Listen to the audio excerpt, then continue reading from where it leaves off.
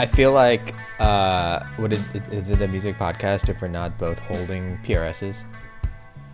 Like, I'll have to have mine now. I am not holding Macintosh microphone on my computer, I so see, I it's see, going I to see. sound really great.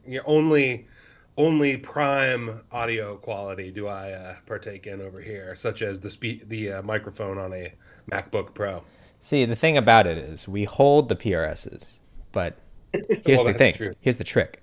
We don't play the PRSs. We never play the Ah, PRSs. yeah, We pick the PRSs up for a photo or video like this, put it down, and then go back to cleaning teeth.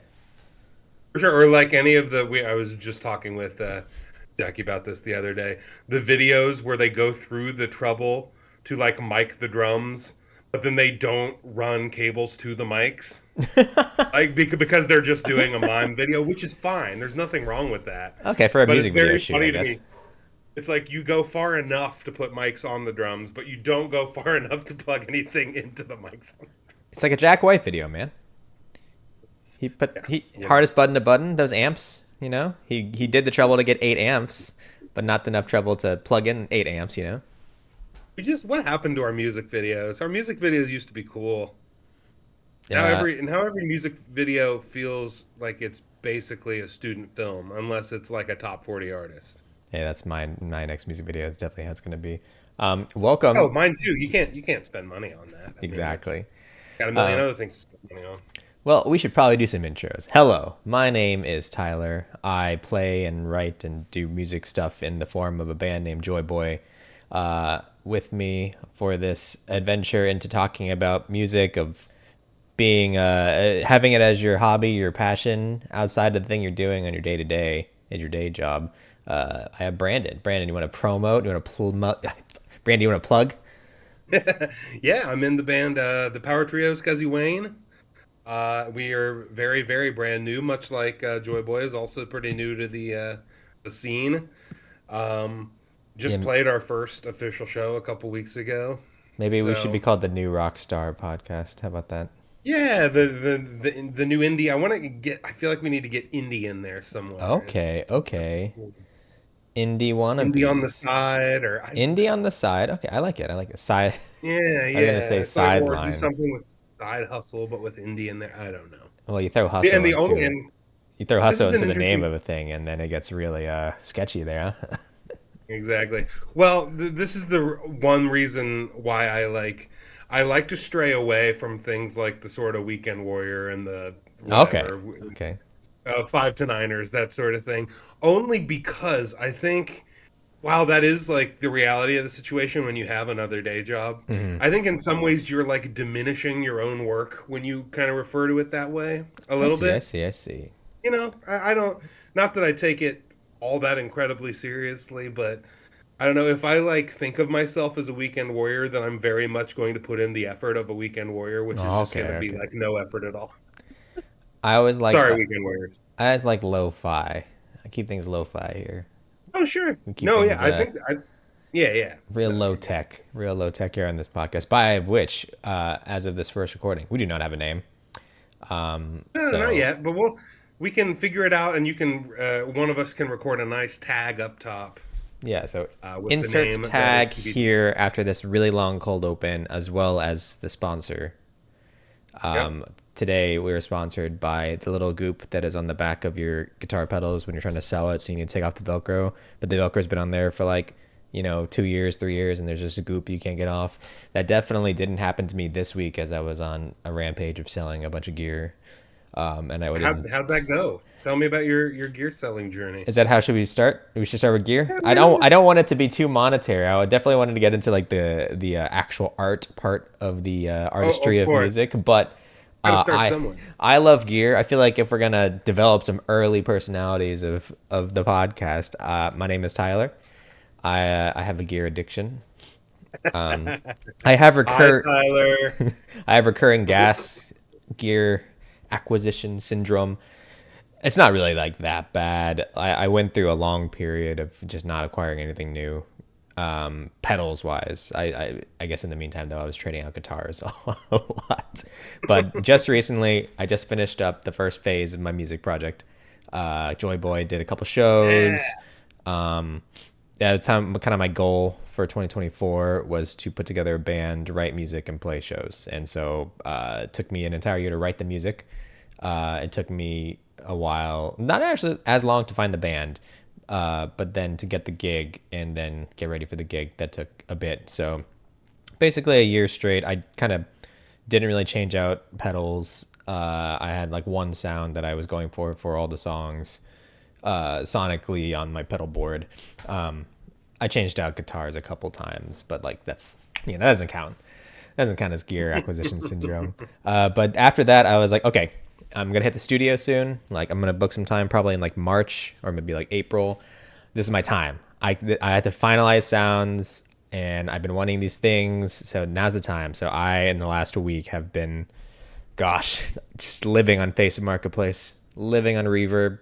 I've been just selling like a demon. I sold my HX Stomp, which took longer than I thought it was going to sell an HX Stomp. I was selling it for very cheap money for how much they cost and how much I paid for it. I sold a tape delay pedal that I've had for most of the recordings of the other stuff. I've sold, what else? I just sold a bunch of stuff. And so I can get a bunch of new stuff. I've in the past, and that tape delay is actually what caused the goop situation. I stood over my sink for forever. I tried Goo Gone, and then that didn't really work out on the first go. So I did a little bit of dab of like soapy like paper towel to get all the goop off, and that kind of worked. So I had to use that with a combination Goo Gone. It was a whole saga. But I was You able to said sell it. goop a lot. Isn't that word trademarked by Gwyneth Paltrow now? Sorry, Is she sued for all of that? sorry, untrademarked gooey substance. But I am proud to say, and it's not plugged in, so I'm gonna actually show this. I'm gonna show. Oh, sweet. Okay, we've got that. We're getting a live look at the goop. No, the pedal board. Oh, just the pedal board. No goop, No man. goop. Bummer. No, that's very pretty. That's beautiful. This is just wired up like as of like an hour ago. I finished my Nice. current rendition of the board, and then I'm really proud because I'm terrified of carpentry and tools. But I was gonna ask Adam to do this because Adam's a true man and a dad. Not really a dad, but like has all the qualities of a dad. Like he has a shed and a whole thing in his garage. I was gonna ask him to drill A the true back man, for yeah. me to attach the power supply, and he said he was busy. And Oh, so do you just have the AC like power through the front right now, or through the I've actual had it on pedal? top forever, but Yeah, I manned that's what up. I'm I doing. bought a drill bit, and then I drilled into the board and installed it Hey, look myself. at you. Nice I job. did it. I became a true boy, a real boy. I'm no longer a Gorgeous. puppet who's just putting stuff because he's afraid. But basically, I bought a new Echo, a new delay. So the Space Echo right here I love from a Boss. delay. I got this overdrive for super cheap. Someone was selling this Morning Glory for $65 because they were moving, and they needed it gone in like a day. So I got this resales for like 150 usually, and these like new are like over 200. And then with the extra cash I got from selling the HX Stomp, I got this phaser vibrato, the Arigato by Caroline. And then of course I was finally had enough room to put the whammy on. Everyone loves a whammy pedal. Oh, fun. I can do all the cool Radioheady sounds on Yeah, there. So it's been an extravaganza. Basically just having everything on one board. Very pretty. I love it. I love that. Now, I want to ask, is your board suited to like your interests usually, or like exactly what your set list demands?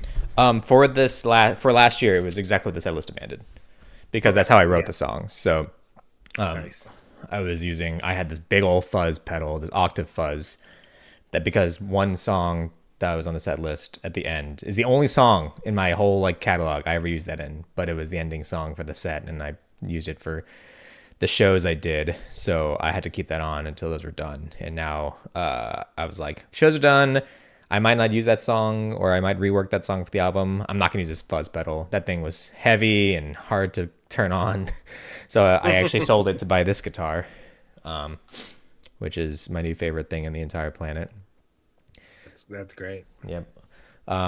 Well, that's cool. Well, we are an absolute tale of two cities here. We are very Yeah, show me. different. I will. Tell me your I will. gear I will exploits. show you. And this looks like literally looks like a serial killer's garage up here.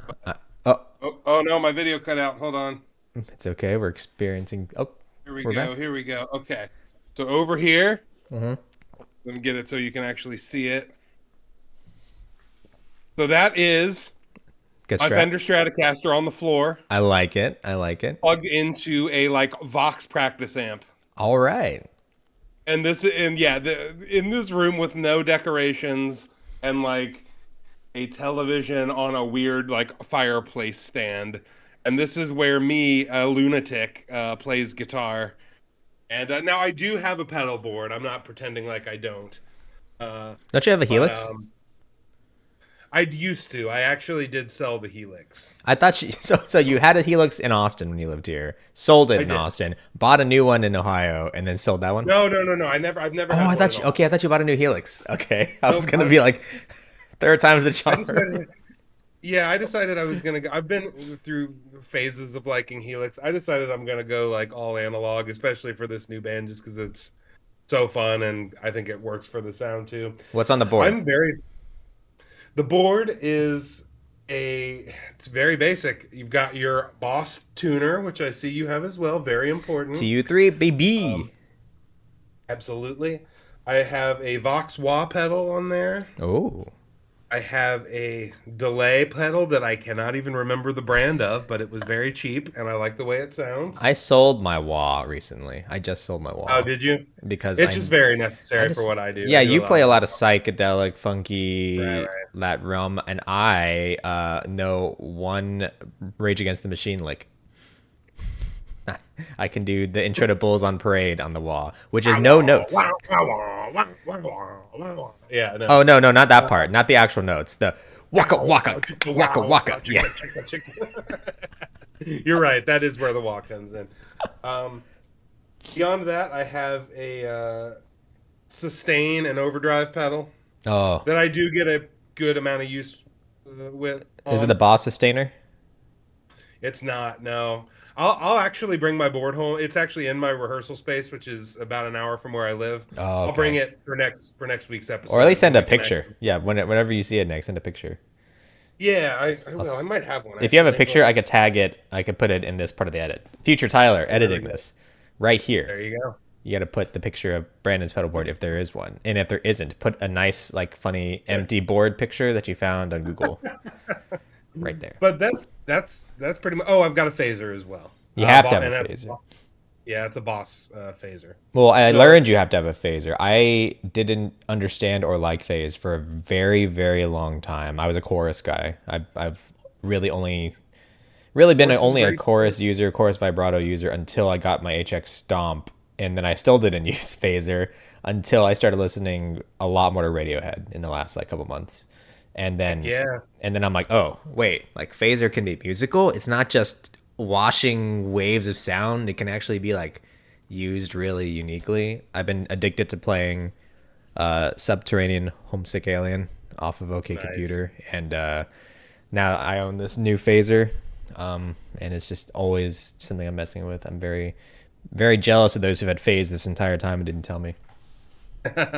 Well, it's funny. Chorus can be used similarly. I think they're just both pedals that can be really kind of gratuitous if overused and set a certain way, and they're pedals that have a world of potential as far as texture goes, if you use them correctly. You know. Well, you liked '80s music, right? So, Absolutely, but so also like I like you love that 90s, chorusy and I mean I like sound. 90s power pop as well, and chorus is pretty big on a lot of that too, you 90s know. power We're pop both is flange, right? That the sound. That's the modulation sound of 90s power pop. I think there's a variety used. But or a band that we really like the Beths Oh uses their God, share of chorus here and there. the Beths. Um, Does Elizabeth have chorus on her board as her they have modulation? an entire YouTube video where they go through their I've entire watched it boards. multiple times. I just haven't seen it Yeah, I can't recently. remember I know she though. has this pedal that I saw on Facebook Marketplace recently that I really wanted to buy it because it's the Nice. Ibanez Lo-Fi pedal, and it's what they Yeah, use. for a I mean, specific song that I love. I'm pretty sure Jonathan Pierce, because they didn't get like regular like Marshall amps and stuff. No, because they couldn't get So any he of had the to like imports. build clones and it's stuff, it's and the sound crazy. is good. Yeah, so that's a really fun YouTube watch. Is looking at Yeah, their gear. that's a good. But Oh, sorry. Go ahead. I don't know. I was just gonna say, but for the most part, for the band I'm in, we're a power trio.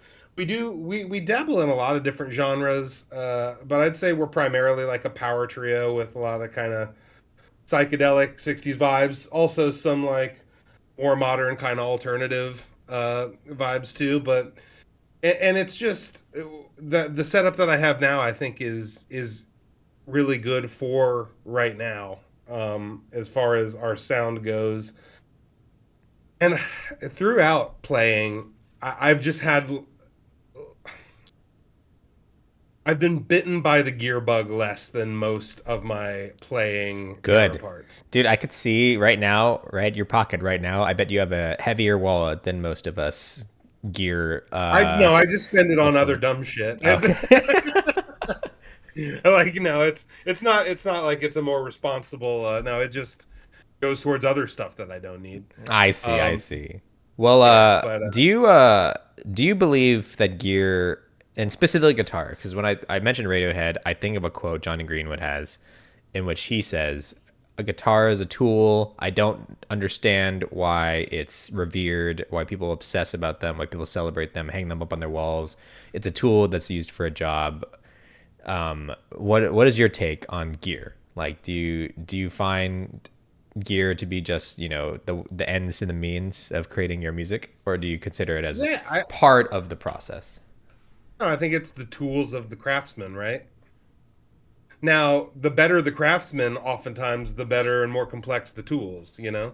So you Um, so you you're less about. Well, I mean, you showed me and you walked through the gear. So definitely you're approaching music with more of a minimalist mindset and utilizing exactly what you have to create what you want. Whereas some of us might be in an endless just spree of not utilizing anything but owning everything. some of it also has to do with the kind of art you're interested in making, and the kind of It's art true. that I'm interested in making is very kinetic, fusiony, like power trio rock and roll music. With we all sing, so harmonies are an important element.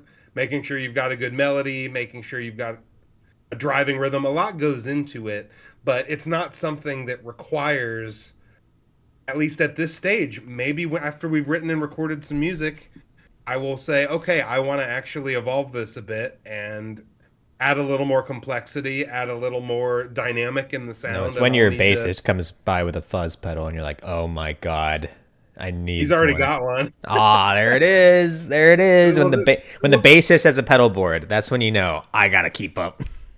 well, this is something that I think is cool, though. I think for certain songs, it's cool when the bass is the affected instrument and the guitar is not. I Mm, mean, like it's just really sometimes it's like well, what's the word I'm looking for? a nice like reversal or a You turn. just try until you find it, Oh, right? okay, okay, okay. Whereas someone like a Johnny Greenwood from Radiohead, who is a literal classical composer, Yeah, probably has a very different approach to that. yeah. But for me, His approach is I have everything in here and everything, and I just need to find the exact thing to mix it, and then I move on. and I am not that type of visionary. I am someone who likes collaborating with people, figuring out things in the moment. And I really like, for example, like I need people who are gearheads for my music though, because for real though, this is why I work with like producers and engineers Is whenever I is can. Jackie a gearhead? Jackie Jackie is is Brandon's wife, who's a yes, wonderful musician. She's a yes. producer, engineer. She's worked at a renowned studio here in Austin, and I will be approaching her at some point this year for some hopefully some cheap work because I'm a She's poor little been lad. she's been working on some mixes lately, but she is knowledgeable in gear, having worked at a recording studio for years, having been interested in music. She is not in a phase, at least at this moment, where she is really interested in like buying new stuff Well, as a and like producer, that's really good collecting all because consoles are expensive. for sure. And I think she's made a commitment because she works at a job that's like fairly labor intensive that she leaves the house for now. So I think she's very into like just focusing on mixing right now. And so she's been working on some different All mixing you need is projects. this then. You just Well, need to. yeah, we've got our twin speakers right here. Ooh. So, See, um, I can't even show you. I wonder if I could show you what my one of my speakers looks like. This is my speaker. there you go. It's I got it for Neutral. $25 on Amazon Prime Day. Okay. I'm really into just headphones. So Well, I don't sure. have monitors, but also I don't produce. I make all my demos here. I was just talking to a guy at my work who's also a musician. He was like, "What do you put your stuff? What do you produce your stuff on? Like Ableton, like Logic?" And I'm like, "Even better, GarageBand." And he goes, "Oh." And I was like, "The thing is, I'm not a producer. Like, it's not my job to have the good stuff. Like, Hey, I put the idea down onto the page, and I expect someone who knows how to mix and master and produce a thousand times better than me to have the good stuff. Like, I'm not gonna go pay full price for Logic I agree yet. entirely. So, like, If I'm not gonna use it correctly and it's just gonna be wasted on a demo. we have a session scheduled in a couple weeks with a good friend of mine whose current setup is in Charleston, West Virginia, and we're going to go there for the weekend and hopefully record a couple singles, hopefully three if time allows. But and I'm going to depend on him for a lot of input, a lot of ideas, a lot. It's not my area of expertise. Some people seek it all and kind of pursue it all. For me, I like to focus on kind of the creative energy of the song. I'm Mm. writing the lyrics, I am writing the melody, I am arranging, the song structurally for the most part, and having someone that's outside of my head to contribute to that uh, is to me like priceless because it's just going to add to the art.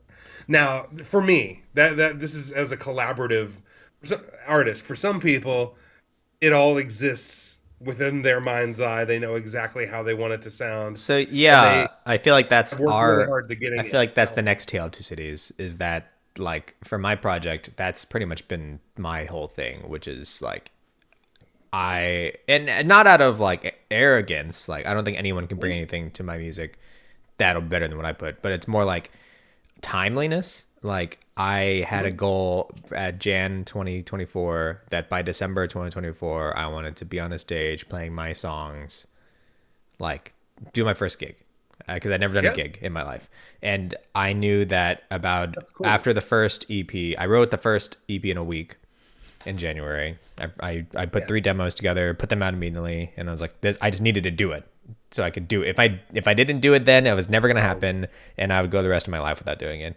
And so you got to have the fire. that Yeah, process made me realize if I bring anyone into this, it will never get done either because like it took it took so much will for me just to do it myself. And so for the rest of the project for 2024, I just only did it by myself. I came up with every part, like bass parts, all the guitar parts. I yeah, used like programmed drums, like so I'm not there drumming, but like I still program the drums, like picked of which course. parts I wanted and put arrangements together for the drums. Yeah, But I did it all in the Cabeza, and now in 2025, I finally I'm able to kind of let go a little bit. I was on the radio in San Marcos for an interview last week, and they asked me about this too, about collaborations and like what I thought about it, and I was and I'm really opening myself up this year to like hoping to get more collaborative. I just co-wrote a song with a friend, and then I played that song on that radio gig. Which, if you're watching this on the Joy Boy YouTube channel, it should be up here as somewhere in my videos. Check out that new song. But Yeah, up until this point, I haven't had really the chance, just out of speed, like out of necessity. Like I just haven't been able to collaborate. So I'm excited for this year to slow down. I want to get with the guys that I've been jamming with, and or the guys I've been like who learned all my stuff, like had no input on anything, literally like just listened to my demos, learned all the songs, and then performed them with me. Like I want to write with them. I want to be more collaborative because now that I'm actually in the machine, like now that it's going without me having to like kick myself in the pants to get it going, I Yeah. feel like I can afford the time spent on collaborating. Yeah, getting those first recordings is really big because until you have those and a few videos, it's really hard to book anything. It's really hard to like put yourself forward for anything. Well, I guess like Um, if you don't want to be a cover musician, and no, no right. aspersions to cover musicians, No.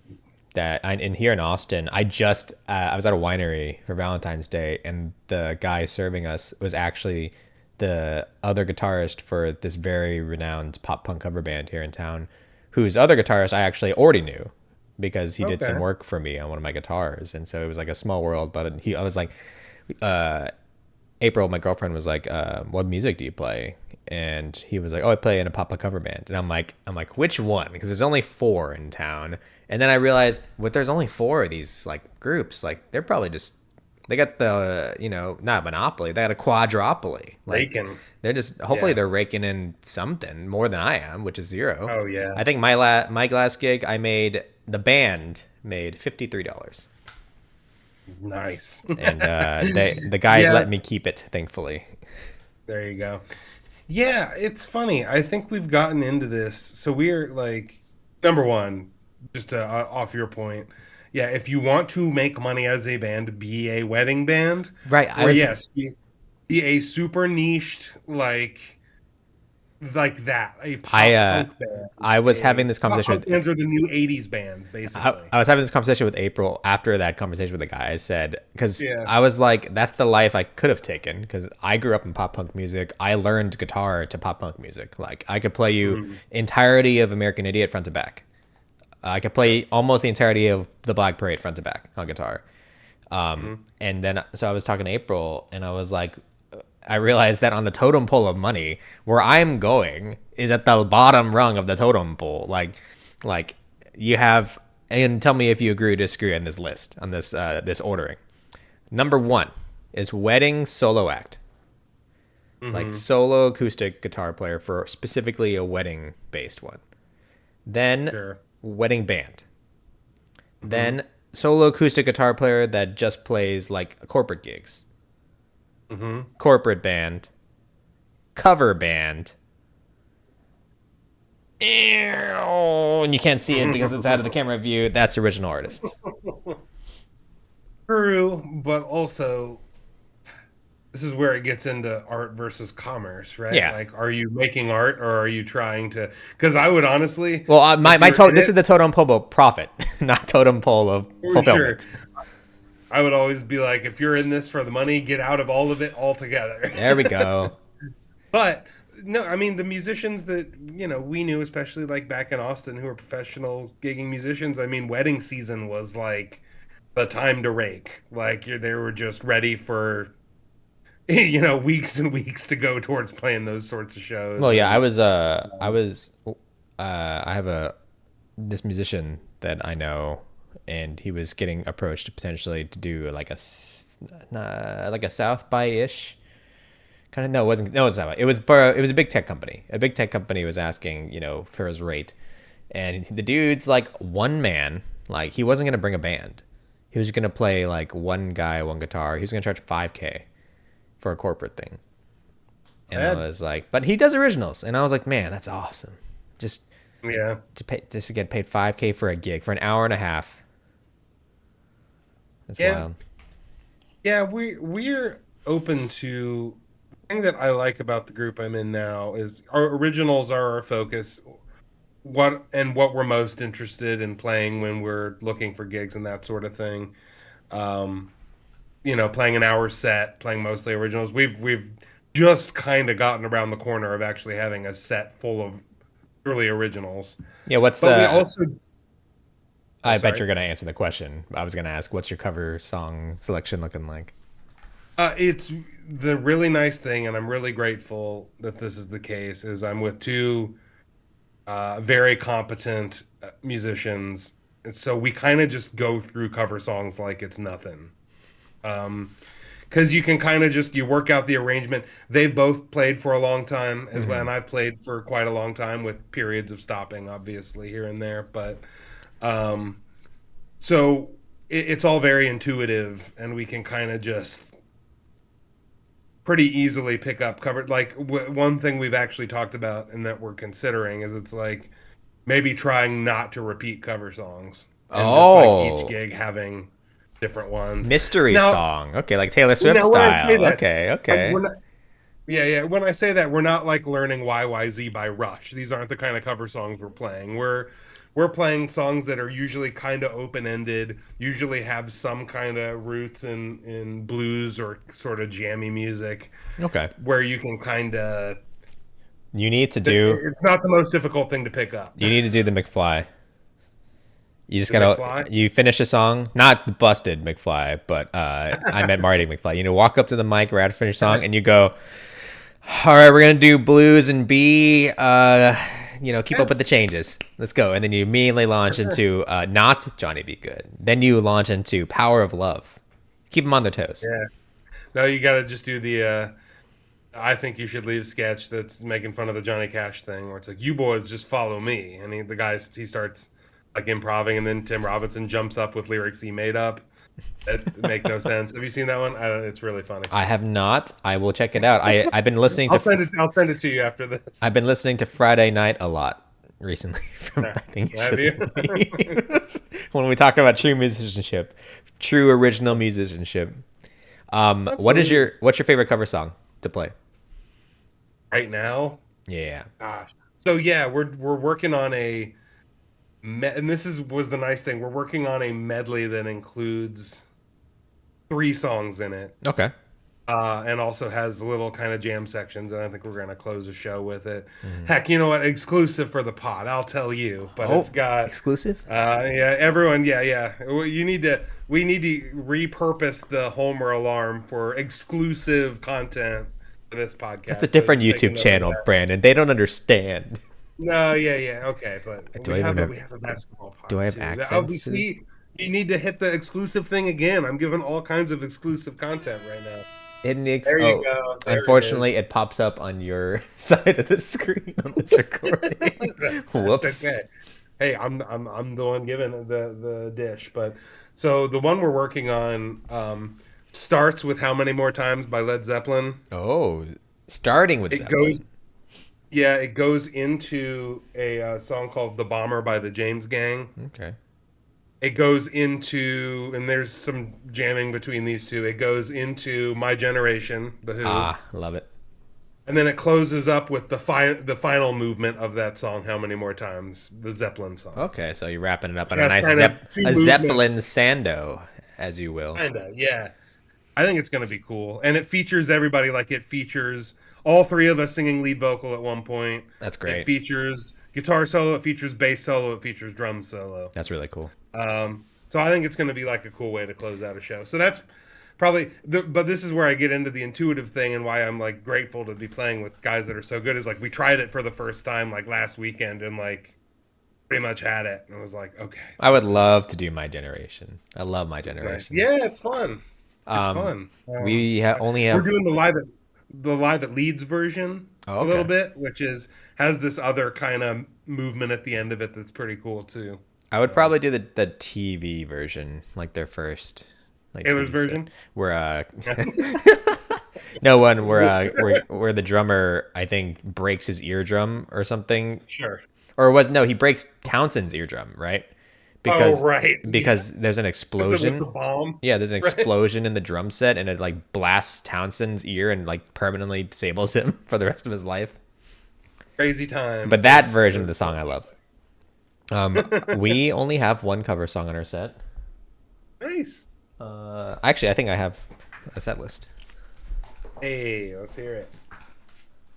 Yeah, I think we've just reached. I think I mentioned this already. We've just reached the point where we could play I a hope you full were hour set. I hope you were So vamping well. I couldn't hear anything you were saying. I was vamping so well, Okay. but This was my it's a nice band's feeling when you've got a full set of just your music, right? this was my We've like band's kind of just hit that. first set.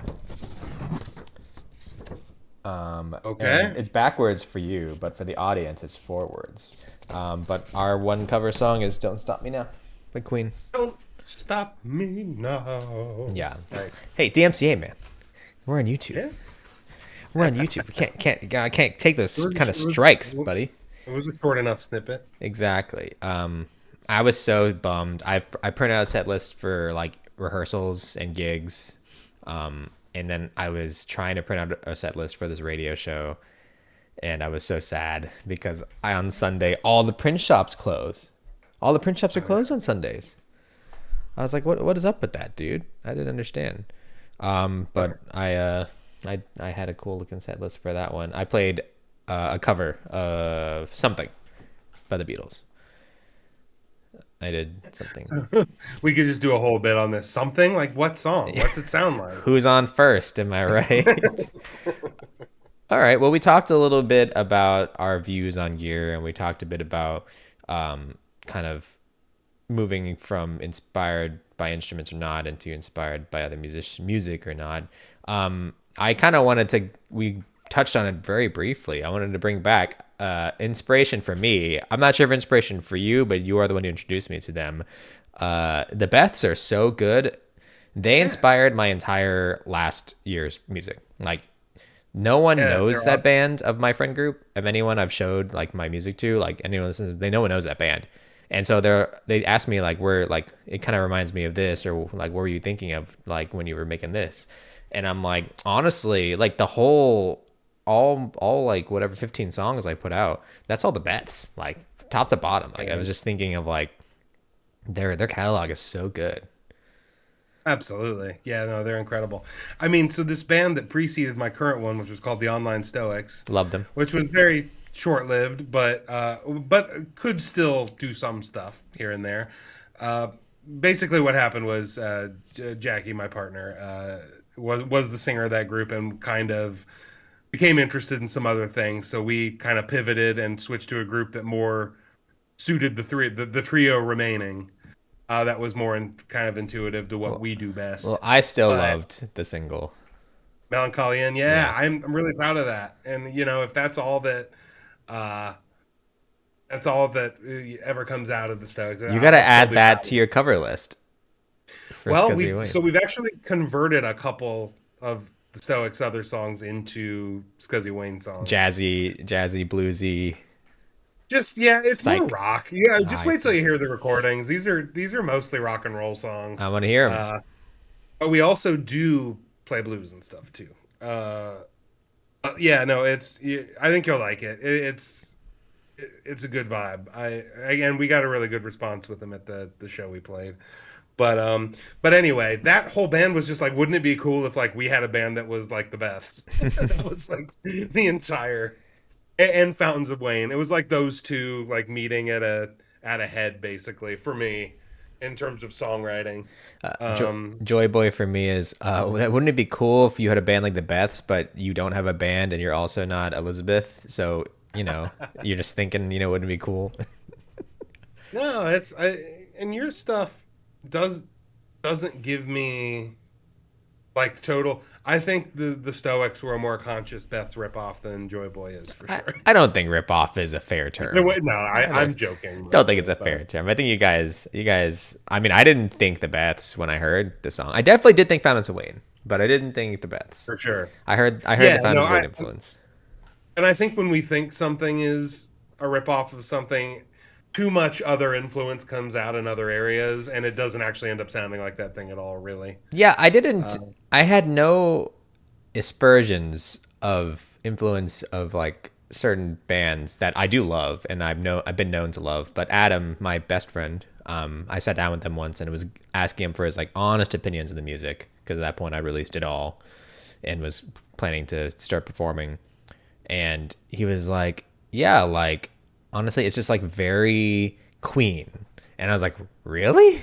I was like, Yeah, I I get. like I love Queen, but I've never considered in the writing process of any of the songs, I never once had Queen in my brain. I never wrote anything in the mind of like I want to sing this like Freddie or I want to play this like Brian May. So it was a Um, weird thing that I guess subconsciously I just throw in Queen like elements into songs, and it was never a conscious decision. I think there's, as far as Joy Boy goes, I think there's a lot of Queen in there. I think there's some indie presence of groups like the National or the Beths or like, these kind of more strictly indie acts. And you've also got, in my opinion, a little kind of Brendan Urie stuff going on there too, here You and know what, the there. one band I get told the most? Hmm. Who's that? Weezer. Well, of course, of course. Yeah. Every person and my mother tell me, they're like, "Oh, it sounds like Weezer."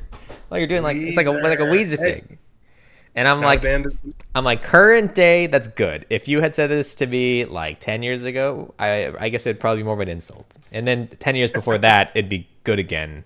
And then like 5 years before that, when Pinkerton came out, insult. And then 5 years before that, when Blue Album came out, then that'd be good. So, on the Well, look. site, on the roller coaster of Weezer, So I'm at the yeah. tippity Well, tip. no, there's not a roller coaster. There's two options. Mhm. There are the Weezer fans that only acknowledge the Blue Album and Pinkerton, and there are the Weezer fans that are like, those are great, and other stuff is good too here and there. Have you seen the Matt Damon SNL sketch about Weezer? Yeah, exactly, Okay, okay. exactly. Right, right, right. Hey, I liked certain parts of Hurley. I like a lot of their stuff. I liked certain parts of Hurley. Everything will be on the right in the end. Great. White Album, loved it. Okay, I Human. love the White Album's my favorite album of theirs. I Really? love that album. Yes. I I, loved White Album, but I loved Okay Human more. okay. I Yeah, loved and Okay Human so much. that's when they're doing their kind of orchestral, almost Yeah. like Didn't care Decembericy here didn't and care there. much for Van Weezer. Didn't care much for any of the Yeah. Seasons Did projects. anyone care for Van Weezer? Were they making that album at any point and going, people will like this? I don't know. I think Rivers just see the thing I do take from Weezer. I mean, obviously, a lot of Joy Boy, and not obvious to anyone listening to this and who didn't listen to any of the music, even though you're on the Joy Boy channel right now. A lot of the music does take not direct, but like it's a conscious effort going like, yeah, like I'm playing power chords with pop melodies and also throwing guitar solos, like dirty guitar solos on it. Like that's trademark Weezer. I knew it going into it, like this can be construed this way. So that made more sense than the Queen thing. Yeah. But I also want to take Rivers's like work sensibilities to heart, where he's just like, just keep writing. Like anything you Love think that. of, like just put something down. Like, and you can save it for later. Like if you think of a cool riff or you think of a cool line, write it down and use it in 10 years from now. Yeah, his whole system of like, Well, I'm not into the taking like algorithm like spreadsheet thing, but yeah, it's wild. But I think I just like I don't think the White Album, like the songwriting it's good, really good. I don't think it's like better than any other Weezer record. The production is just so good on that album. It drives me crazy. I really like the White Album. what's the best Um, song in White Album? I really like it's like kind of Beach Boys vibes, but "Girl, We Got a Good Thing." Girl, We Got a Good Thing is fun. I'm a That's yeah, sucker it's Pet for Soundsy kind of. I'm a Yeah, sucker for California Kids. that's a great one. Just because of that, I love the intro having nothing to do with the rest of the song. And Yeah, then I love the opening, like the verse riff. That's like not a palm mute, but it's not like a sure. distorted riff either. Like I love that. I'm a sucker I for really it. like Summer Lane and Drunk Dory too. I was Even gonna though ask. I he, was gonna be like, yeah, he probably loves Summer Land Drunk Dory the most. well, even though he basically revealed on that Song Exploder episode that it's just like, yeah, this is the chord progression from "Just Walk Away, Renee," and you're like, oh my god, it is. But all right, I think the thing I want to take from Weezer is just the ability to look like a nerd but shred like a king. for I sure. got the nerd part down. I don't got the shred part down, but every day I Oh, try. you're a good guitar player. Well, I want to Don't give shred. me that. I want to tap. You want to? Yeah, okay. Well, there you then work on your. See, the thing about me and Brandon is we are so like similar in taste, I think, but so dissimilar in like musicianship. Like our upbringing, like you took band, right? You were in jazz band. Mm-hmm. You took classes, right? You were classically taught as a musician.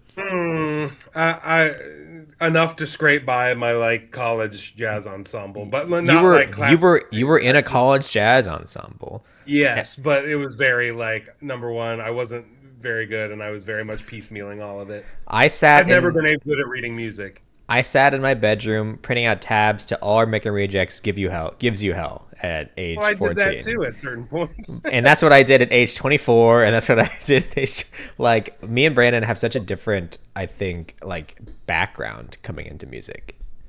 And when did you start? When I was 14.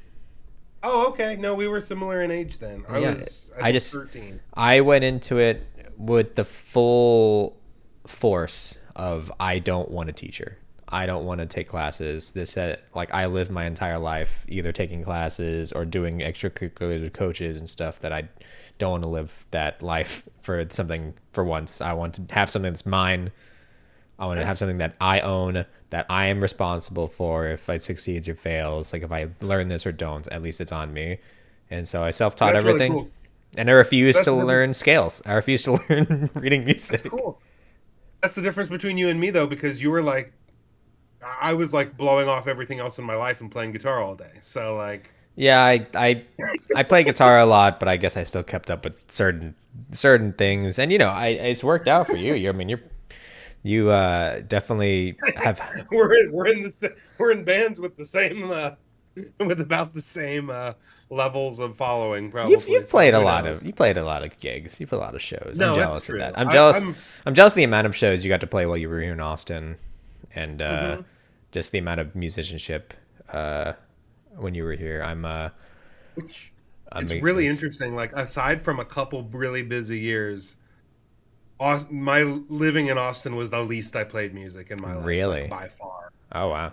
We had that one period of where Westerly Station was really active for like a couple years. Mhm. Um, and did some recording projects during COVID, but like for the most part, like yeah, I just didn't. I played a ton before I left in like four different bands, and then when I got back, I started playing all the time again too. I think the thing is, there's just like less to do in Ohio, if we're being real. And I live in Columbus, where there's a lot to do, but for somehow I'm just like, and I think weather's not great for a lot of the year, and you're just like, well, I mean, might as well be playing music then. I don't How are know. the music shops in Ohio? Good, good. There are some really good ones. There are some really good, like privately owned ones that are aren't Guitar Center and aren't He Fan meant Act. big box retailer. We are happy to be endorsed by any big box retailer, and we're not casting aspersions on any big box retailer in particular. Get out of Sweetwater. That'd be the But dream. yeah, no, and it's really lucky. The really cool thing about the position I'm in now that I don't take for granted for a second is that I'm playing with the drummer that was in my high school band, and I'm playing with the bass player that was in like my college band and like a little after college band. Like I'm playing with two guys who I've had a like lengthy musical bond with over the You years, guys just are in and to be sync able to, then. You must just be like a snap of a finger can just pick it up and put it down. it's a little bit like that now. Yeah, not to say that it's always perfect by any means, but there's a kind of chemistry in the air for sure. Can I put my dream out there? 2025, I'll put this a goal, this musical goal. I mean, I have a goal. My actual New Year's resolution for 25 is to record an album. But Nice. aside from that, I want Mhm. to find my musical like partner. Like I want to find my collaborator. I want to find the Lennon to my McCartney or the Jonathan Pierce to my Elizabeth Stokes. Like I want to Then you'd have to hook up in real life. are they hooking up? Yeah, yeah, they're a couple. They're a couple? Yeah. I thought it was all for show in the music videos. All for show. I mean, they could be a fake couple that isn't a real couple, but for some reason they pretend to be. Just But like no, they're John together. and Paul. Yeah, you're right. There you go. I don't know. I want to collaborate. I want to like I don't it like after doing it for a year, putting all this stuff out there, I'm like at the end of the day like, I love the guys that I play with and that performative thing. But like, there's no like we didn't write this together. Like this is just my stuff. Sure. It's we perform it and I give them notes because it's just stuff coming from me. It's less of like, oh, we did this together, like we put together this project. I kind of that's the feeling I want next. I want that feeling of like, oh, like we did this together. Like there was equal Yeah. parts, you and I, or multiple people, I guess. But I think 2025, I want to definitely dive more into the collaboration and writing and putting stuff and playing with someone who kind of is on like the same wavelength. Like I'm very that's what I'm like I think the most jealous. I'm jealous of the fact that I think you seems your band has like this wavelength that everyone's like just Mhm. synced on. Yeah, and it's less in the songwriting. I think for the most part, we play a couple songs that Rick, the bass player, wrote a while ago that we played in other bands. But for the most part, I'm bringing the songs to the table, but we're kind of working on the arrangements together, Yeah, everyone brings their own and the part. parts and all that stuff. Yeah, Yeah. like when I was having the guys learn my stuff, I was like, hey, like don't take any part you hear as like cement. Like it's Right. everything's fluid. Like you can like you don't have to play the bass part this way. You don't have to play the drums this way. You don't have to play the guitar parts this way. But they were all like very very keen on sticking to how it was in the recording, like learning the songs as it was. So I'm grateful for that because it sounds like how it did in my head when I wrote it, and then how it in my ears when I hear the demos. But on the other hand, I'm like, I want the next, maybe not the next batch of songs for Joy Boy, but just somewhere down the line this year. I mean, I've co-wrote a song, and that's really cool. I kind of want to This- expand on that. Like, I was watching Get Back, the documentary, and mhm. just like Paul putting together Get Back, and then like George like jumping in with like the riff. Like, that's crazy. Like he just Yeah, sits there strumming just the A, and then George is there with the flourishments, and then John comes in like late. They're waiting for him because he's late, and just starts like throwing in the riffs like onto the key of A, and that's Get Back, and that's crazy. for sure. It's really cool. I don't feel like I'll ever reach like the coolest experience I had of that was with my high school band, and not that everything we wrote was great, but it was like every summer we would just be at the drummer's house like working on this stuff, working on parts. It was this weird like fraternity of sorts. Uh who like idolized rock and roll music and rock and roll bands and that kind of thing, and writing good stuff. And it is a really neat experience. Although no group I've really been with has quite been like that since. Well, no group you've been with has been like the Beatles. You're telling me that, Brandon? Well, no, I just mean a kinetic thing where like everyone is involved in the Yeah, yeah, songwriting. yeah. And, like, Well, yeah, different everyone's like, oh, dynamics and all that, but yeah, for sure. But where our chemistry comes in usually is in the actual playing, the improvising, the like that sort of thing, and arranging the songs too. I mean, there will be a lot of good suggestions of what if we go to this chord rather than that, or this movement goes here, or whatever. yeah, our band gets compliments on how tight we are. Like we can Yeah, play the which is set you guys super don't tight. like rehearse a billion times either. Like, We so that's pretty for impressive. the first show we rehearsed for the show we rehearsed the full set for the first show maybe like 5 to 6 times.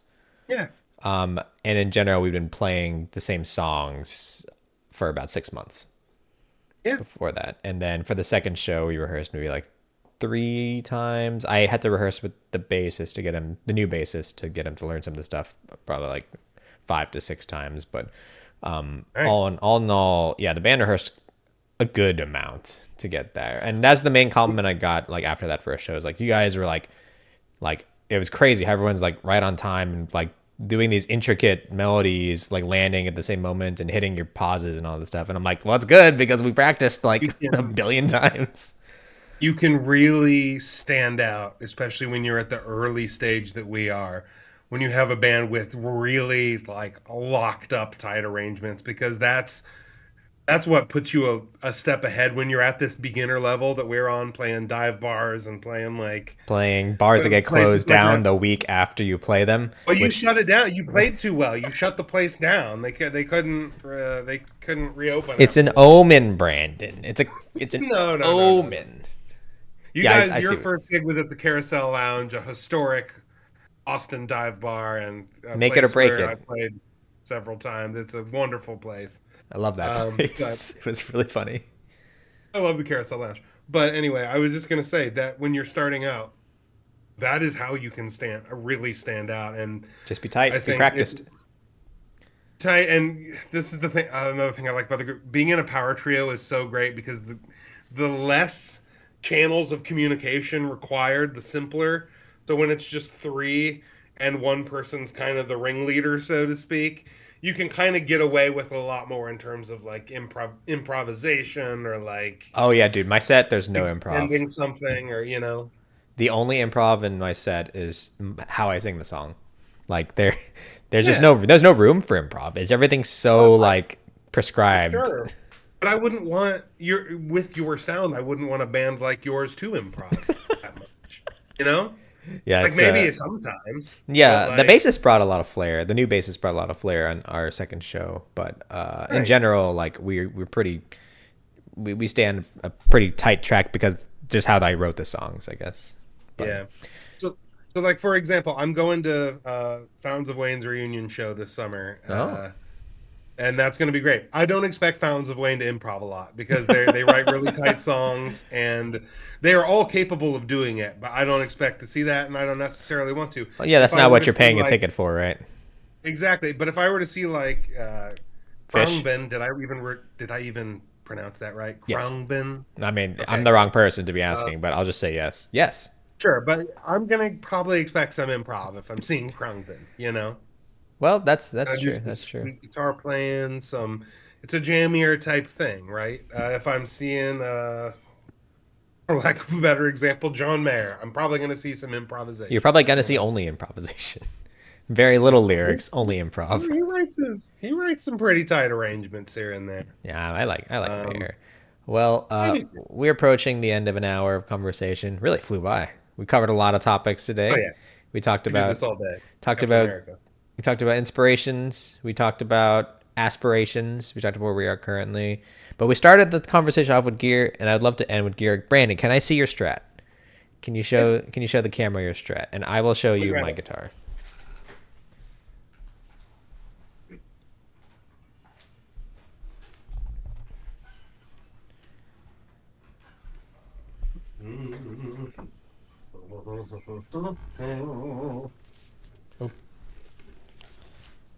Uh,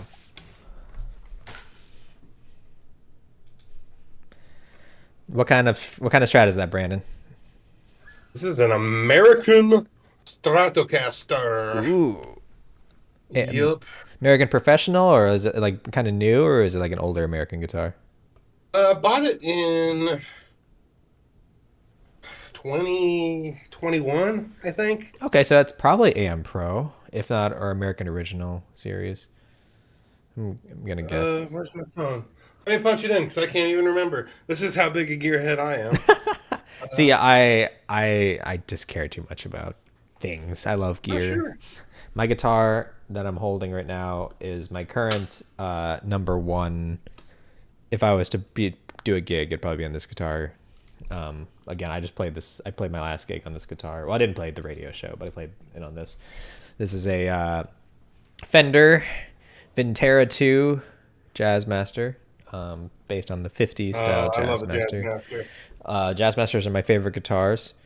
I owned a lot of guitars last year. I owned a Strat. I had a 95 Strat. My dream was to own a Strat the same that came out the year my birth year. And then I found out that maybe I don't like Strats that much. I would never play it. And then like my guitarist plays a Strat, and like I was like, hey man, can we like let's trade guitars for like a thing? And we traded guitars, and I'm like, I don't like this. Like I don't want to play a Strat. Like the trem is just too. I don't like Strat trim. I owned a Telly. I owned this other weird offset guitar, Marauder. And then I was like, after all that, I'm like, the only guitar I want to play live is a Jazzmaster. So I bought another Jazzmaster, and this is like my number one, and I love it so much, and I call it Moon Age. Nice. Yeah, this is a limited edition player strat HSS plus top. Ooh. Are you a fan of maple? Are you a maple neck guy? Yeah, I love the finish on this. I love the neck on this. I really like, this is kind of the, if I were like a kid, because I grew up on kind of loving guitarists who played strats. Huge Frusciante fan. Frusciante was probably my first like. Was Frusciante a maple guy? I don't know, but yeah, it has his tones. He played a variety, yeah. But so yeah, this is kind of the strat. I've always been a strat person, and I'm just so familiar with the pickups, with like how to achieve what I want to achieve. Like, now, what's your setting? Which pickup selection are you on? it depends. It really, I mean, You're a two guy, aren't you? You're on the two position, aren't you? Like that glassy, chimey, quacky two position. Sometimes, yeah. And with the trio, it really does kind of depend on what you're trying to achieve. I think with the sound. Well, I wanted to show off it was my number one before I got my new Jazzmaster, but this was my previous Jazzmaster, which beautiful sparkle red finish. Had it refinished. Nice. It was originally just this Mexican guitar that was beat the hell up. I have a whole story about this guitar, which I'll get into hopefully in a video on this channel. But Yeah. that was my number one, and then you can see here, my most recent purchase is my foray into semi hollows. It's Nice. my Fender Starcaster, not a Squire. Fender Starcaster. I'm vain like that for the name. I played the radio show last week with this thing, and I think it held up great. And it's my maple. This is my maple board guitar. So I wanted to finish this off with a gear show and tell, since we kicked off the inaugural episode with a gear show and tell, so we can end it on a gear show and tell. Some notes. Let's make sure, future Tyler, you got that Brandon pedal board in there. And yes. If you didn't remember, empty picture pedal board. Brandon, let's do some plugs. Where can we find Scuzzy Wayne? At Scuzzy Wayne, that's SCUZZYWAYNE on Instagram and on Facebook right now. I'd like to get back on TikTok, but weird things are happening with that app because I deleted it and now I can't download it again. They fixed that. So, did they fix it? They just fixed it. Well, then we're on Instagram too at Scuzzy Wayne. I just haven't posted anything in a while. What about Spotify yet? Not yet, but we are recording in a couple weeks. Once that's done, we'll be well on our way. Great. And if you're watching this, it means you're already on the channel for Joy Boy, but you can also find Joy Boy music at Joy Boy. That's JOY !BOY at Spotify, and Instagram is at Joy Boy Band. So, Brandon, thank you so much for our inaugural unnamed podcast conversation about being a musician in the current era. I love it. I had a great time. What is it? Before we don't lose the thread on the name, were you saying sideline or on the side? Indie on the side. Indie on the side. I like that. Actually, I really like that. I'll look it up. I'll see if it's taken. If not, then thank you so much for the inaugural episode of Indie on the Side. I have been one of your two hosts, Tyler Joy Boy, and we have Brandon Scuzzy Wayne. There we go. I don't know if that works as much. Brandon from Scuzzy Wayne and Tyler from Joy Boy. Thank you so much, audience. We will see y'all next time.